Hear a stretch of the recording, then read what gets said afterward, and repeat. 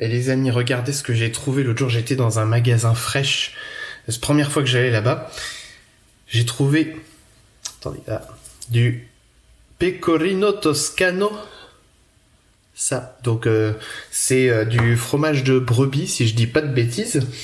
Attendez que je vérifie. Oui, c'est ça. Lait pasteurisé de brebis. Ah, c'est pasteurisé en plus, c'est bien ça. Pour femmes enceintes et tout ça. Et les enfants. Et j'ai trouvé surtout, ça faisait longtemps que je cherchais ça. Je suis heureux, j'ai trouvé du guanciale, des dés de guanciale. Les guanciales, c'est en gros des joues de porc séchées, voilà, et donc ils sont un peu découpés sous forme de lardon. C'est donc une partie du porc qui a, on va dire, plus de gras que de viande, mais c'est pas grave parce que ça va nous servir dans la recette, puisqu'aujourd'hui, vous l'aurez peut-être compris, on va faire des vrais carbonara avec du coup de la vraie joue de porc séchée et puis du vrai pecorino, la vraie recette de carbo.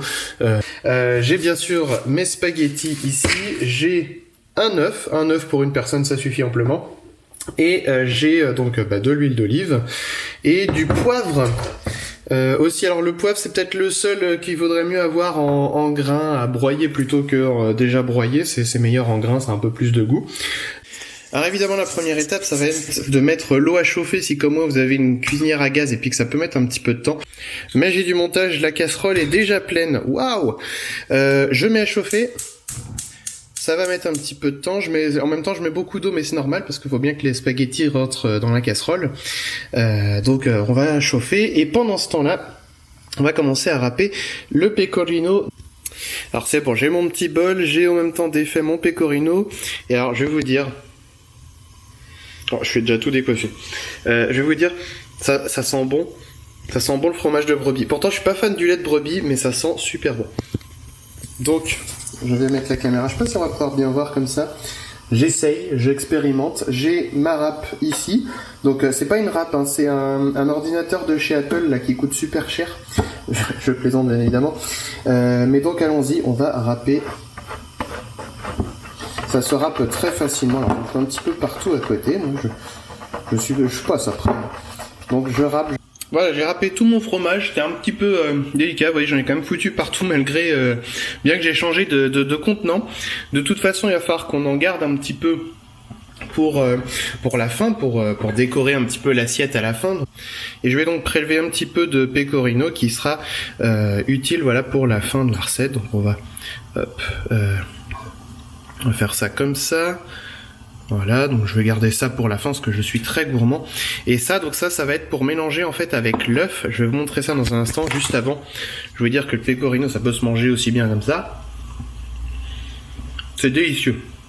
Il est très très bon. Donc ça y est, j'ai cassé mon œuf en gardant mes deux mains libres pour que ça soit plus facile. Et donc là, on va pouvoir commencer à mélanger. Alors c'est peut-être pas le meilleur contenant que j'ai pris, mais l'autre est déjà utilisé pour le reste de pecorino. On va mélanger le pecorino à l'œuf, de façon à obtenir une crème assez épaisse finalement.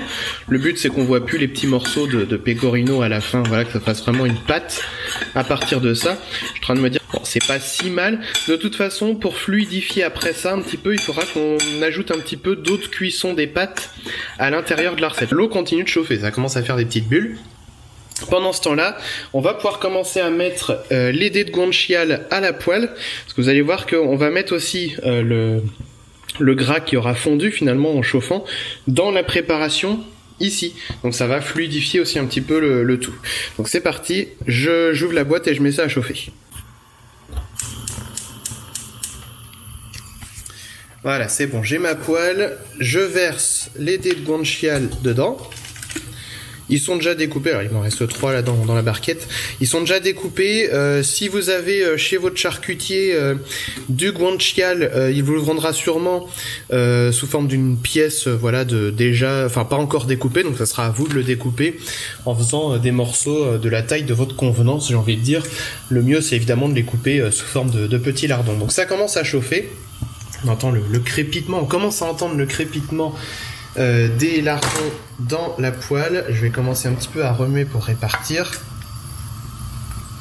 Voilà. Donc on voit, les carbonara, les vrais carbonara comme ça reste une recette quand même relativement grasse, hein, on va pas se mentir. Si tu t'y connaissais en cuisine, tu saurais que les matières grasses sont les meilleurs révélateurs des arômes et donc de toutes les saveurs. C'est le gras qui donne du goût aux choses. Et c'est pour ça que dans sa grande et infinie sagesse, Dieu a créé le gras. Ça empêche pas de se faire plaisir de temps en temps. Écoutez-moi ça. Écoutez ça. C'est beau, hein? Allez, on se retrouve quand ça sera prêt, quand on aura récupéré tout le gras qui aura fondu pour le mettre à l'intérieur de la préparation. Alors, j'ai ma ration de pâtes. L'avantage des spaghettis, c'est que ça commence à devenir un peu plus mou, voilà, assez rapidement. Parce que vous voyez, si je fais ça, comme ma casserole est chaude, sur le côté, en fait, elles vont venir... elles vont venir brûler en fait sur le côté de la casserole. Donc je pousse comme ça le plus possible quand ça a commencé voilà à bouillir. Je vais le faire d'ailleurs avec la cuillère parce que c'est un peu chaud quand même de mettre la main. Et puis bah, le but voilà c'est hop là ça y est. Ça commence déjà à aller dans la casserole, c'est-à-dire que l'eau elle est bien chaude comme il faut. Et ça va cuire en quelques minutes et je peux vous dire que là la joue de porc à côté ça sent super bon là pendant que c'est en train de cuire. Alors un petit conseil, faites gaffe quand vous faites cuire la joue de porc, parce que réduisez assez rapidement le feu une fois que ça a commencé à prendre, parce que là je vais vous montrer, hop, le feu, voilà, j'ai commencé à le réduire, il y a déjà une bonne quantité de graisse qu'on va pouvoir mettre dans la préparation. Je sais même pas si je vais tout mettre, hein, je suis pas sûr, parce que sinon ça va être quand même bien fat. Par contre, faites gaffe, oui, parce que quand ça cuit, si vous baissez pas, ça va péter énormément, et donc là ça vient littéralement de me brûler le front, donc ça va, j'ai pas de séquelles, tout va bien. Mais oui, faites gaffe du coup, faites attention quand vous faites cuire ça parce que ça a tendance à péter un petit peu. Donc on va remuer. Mais vous voyez, ça cuit relativement rapidement. Ça grille presque. Mais c'est ça aussi qui est bon, quand la viande de porc est grillée, ça devient croquant. Donc voilà, je vais continuer de faire chauffer un petit peu tout ça, mais là dans pas longtemps je vais arrêter la cuisson de la viande, puisque voilà, on va pas forcément faire cuire plus, hein, ça cuit très très vite. Là je vais avoir besoin de mes deux mains, donc je vais pas pouvoir vous filmer ça, mais je vais vous dire comment je vais procéder. Je vais verser le contenu de la poêle à l'intérieur là de la préparation. Je vais pas mettre toute la graisse qui a fondu, parce que sinon comme je vous disais ça va être un peu fat, donc je laisse tout ça quand même de graisse dans la poêle, parce que sinon ça va être too much, et pourtant j'en ai déjà mis pas mal à l'intérieur de la sauce. Le gras, c'est la vie.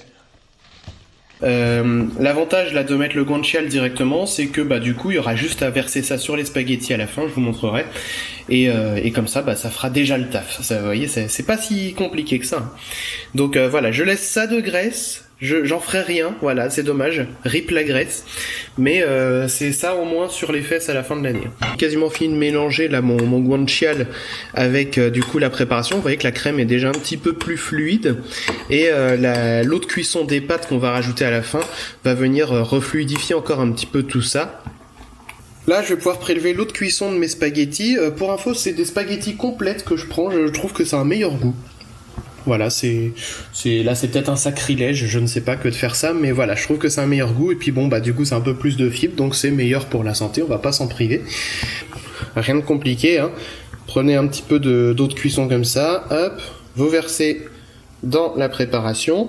Je mets quelques cuillerées, alors je compte pas, en général j'en mets je sais pas 5-6. Le but c'est de pas trop en mettre, parce que si on en met trop, après la crème elle devient vraiment trop liquide, c'est pas forcément meilleur quoi. Donc voilà, hop, je reprends encore une. Au pire, vous en mettez genre 2 par exemple, vous mélangez, comme ça, vous voyez, donc là ça vient se mélanger un petit peu à la préparation. Et je pense que là ça va être pas mal, parce que là on voit que ça fluidifie bien. Ouais, faudrait pas plus à mon avis, hein. Ça me semble pas mal. Je pense que je vais me régaler moi avec ça. Ça me semble très très bien. Voilà, on se retrouve avec les spaghettis égouttés, la crème carbonara, l'huile d'olive parce que c'était toujours pas assez gras, donc on rajoute un petit peu. C'est vraiment juste pour un petit filet, histoire d'avoir un peu le goût de l'huile d'olive, hein, et de vraiment avoir l'impression de se trouver en Italie, hein. Ça sert juste à ça. Un peu de poivre comme je disais, et puis le reste de parmesan que j'avais gardé de côté. Donc c'est parti, je mets mes spaghettis dans l'assiette en mettant bien au bord comme ça, puis en étalant comme ça, en accompagnant les pâtes. Voilà, les spaghettis. Je vais mettre donc ma crème. Alors, à une main c'est toujours moins facile. Hop, on va mettre la cuillère ici. Bon, vous savez quoi, je vais vous montrer, je vais verser vite fait la crème, mais je vais racler après avec la cuillère. Voilà, regardez-moi ça. Alors niveau présentation, il y a sûrement moyen de faire un petit peu mieux, mais là, après on va mélanger, ça va être très bon. Voilà, donc ça y est, j'ai un petit peu réparti la sauce. Je vous disais, je suis un peu nul en présentation, moi, mais ça m'empêche pas de faire des choses bonnes à manger. Donc, on va tâcher de mettre un petit filet d'huile d'olive. Hop, point trop n'en faut. Voilà, ça sera bien assez. Très bon, parce que ça est gras. C'est comme je disais, c'est juste pour ajouter un petit peu le goût de l'olive. Le poivre. Voilà, point trop n'en faut là aussi. Hein. Enfin, moi, je suis pas forcément un grand amateur de poivre. Et puis, après, on va mettre le reste de pecorino. Pecorino, voilà. Regardez si c'est pas joli tout ça. Bon, comme je disais, voilà, la présentation est sûrement un peu pourrait sûrement être meilleure. Mais voilà, bon allez, hop, on fait les gourmands. Zou. Moi, je suis un gourmand de fromage. Voilà. Et là, vous avez des bonnes carbos à l'italienne, comme on aime, avec des vrais ingrédients. Et je vais goûter. Et puis, je vais vous dire si c'est bon. On va goûter. Voilà.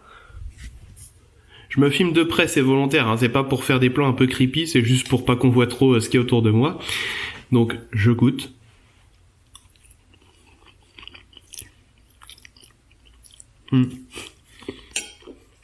Très élégant comme plan. Mais c'est...